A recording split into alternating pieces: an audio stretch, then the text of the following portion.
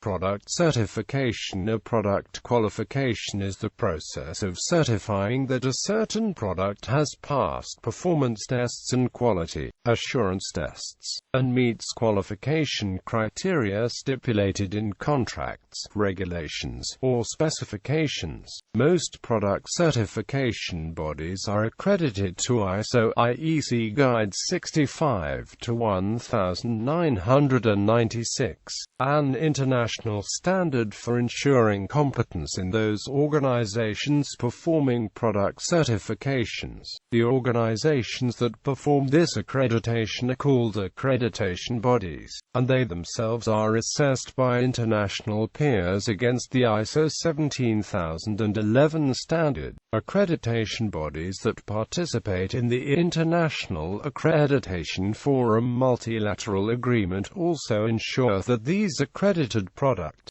certifiers meet additional requirements set forth in IAF GD5 to 2006 IAF Guidance on the application of ISO IEC Guide 65 to 1996. Examples of some certification schemes include the Safety Equipment Institute for Protective Headgear, the U.S. Federal Communications Commission Telecommunications Certification Body Program for Radio Communication Devices, the U.S. Environmental Protection Agency Energy Star Program, the International Commission on the Rules for the Approval of Electrical Equipment Product Safety Certification Body Scheme, Mars Certified Green IEQ Program, and the Green Guard Environmental Institute Indoor Air Quality Program. Certification schemes are typically written to include both the performance test methods that the product must be tested to, as well as the criteria that the product must meet to become certified. Certifications are often called certs in the everyday jargon of various industries. Certification process. A product might be verified to comply with a specification or stamped with a specification number. This does not by itself indicate that the item is fit for any particular use. The person or group of persons who own the certification scheme have the responsibility to consider the choice of available specifications, choose the correct ones, set qualification limits, and enforce compliance with those limits. The end users of the product have the responsibility to use the item correctly. Products must be used in accordance with the listing for certification to be effective. Product certification is often required in sensitive industry and marketplace areas where a failure could have serious consequences, such as negatively affecting the health and welfare of the people or person using that product. For example, certification is stringent in aerospace applications, since the demands for low weight tend to lead to high stress on components, requiring appropriate metallurgy and accuracy in manufacturing. Other sensitive product area examples include food, pharmaceuticals,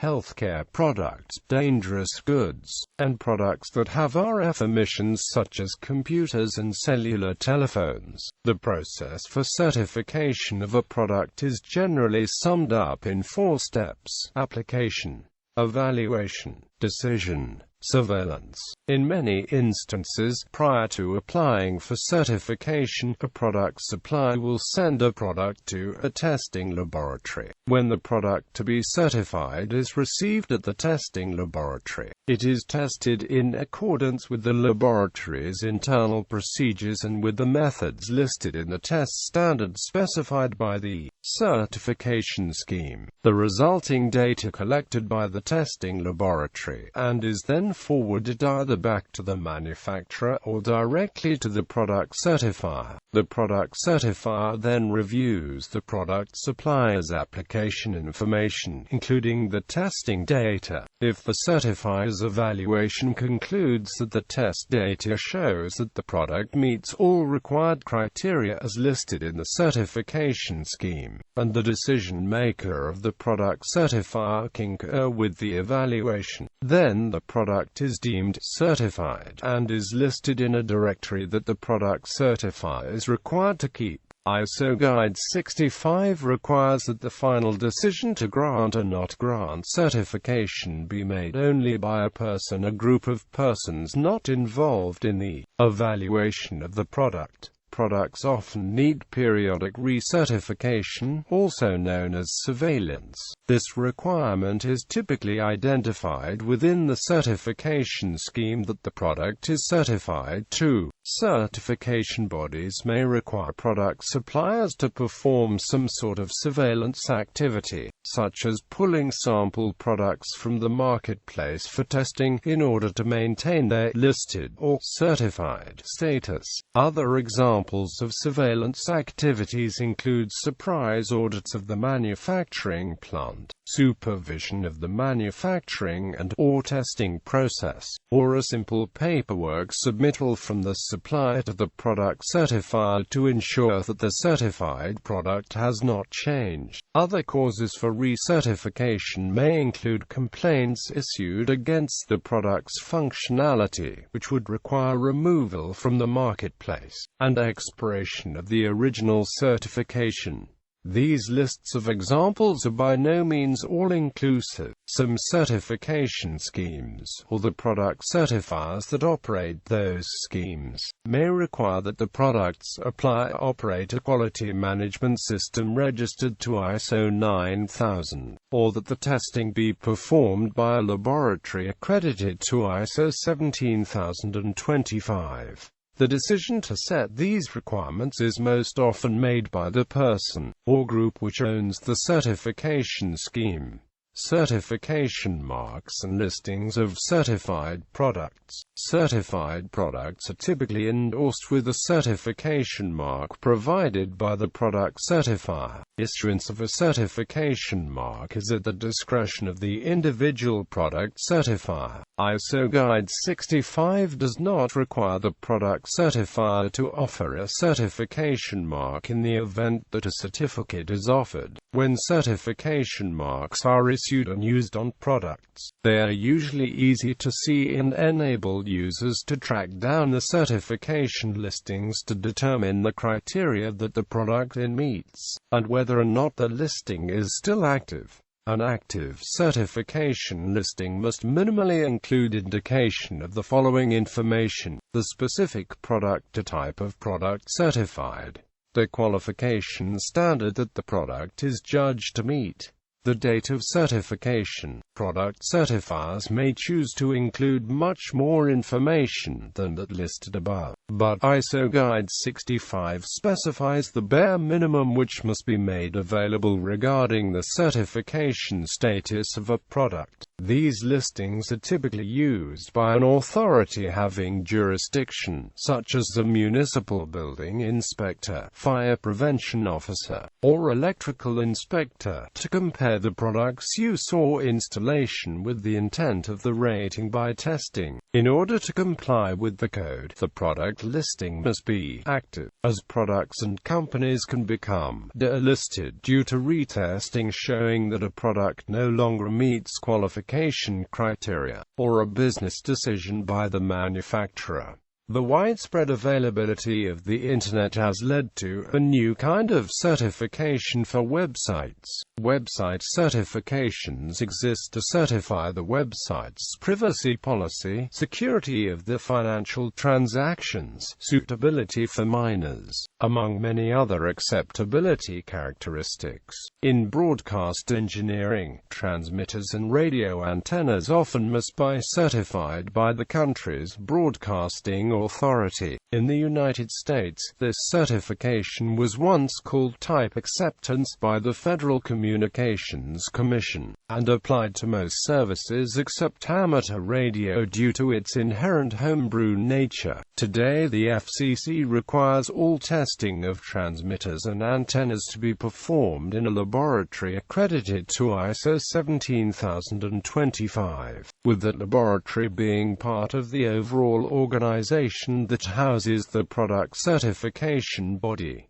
Accreditation Bodies. The International Accreditation Forum has a listing of all recognized accreditation bodies whose accreditations to the ISO Guide 65 standard are deemed equivalent. From the IAF MLA informational page, IAF is encouraging more of its members to join the MLA as soon as they have passed a rigorous evaluation process to ensure that their accreditation programs are of world standard. The consequence of joining the IAF MLA is that conformity assessment certificates issued within the scope of the IAF MLA by conformity assessment bodies accredited by any one of the members of the IAF MLA will be recognized in the worldwide IAF program. Most countries only have a single accreditation body representing their economy in the IAF MLA. The two exceptions are the United States with American National Standards Institute, American National Standards Institute, American Society for Quality National Accreditation Board, American Association for Laboratory Accreditation, and International Accreditation Service as signatory members. Europe with Germany's Technische Überwachungsverein, and Korea, which is represented by Korea Accreditation Board and Korean Accreditation System. These listings are current as of March 2012, but will likely change in the future as more accreditation bodies undergo the required peer evaluations in order to become signatory members of the MLA. Each accreditation body is required to keep a listing of those organizations it accredits, as well as a scope of accreditation which details the activities that the organizations can perform, whether that be testing, inspection, or product certification. Accreditation bodies routinely audit the product certifiers whom they have accredited in order to determine if the performance or actions of the organization have changed and do not meet the requirements of the accreditation body and the international standards they are to conform to. International applications.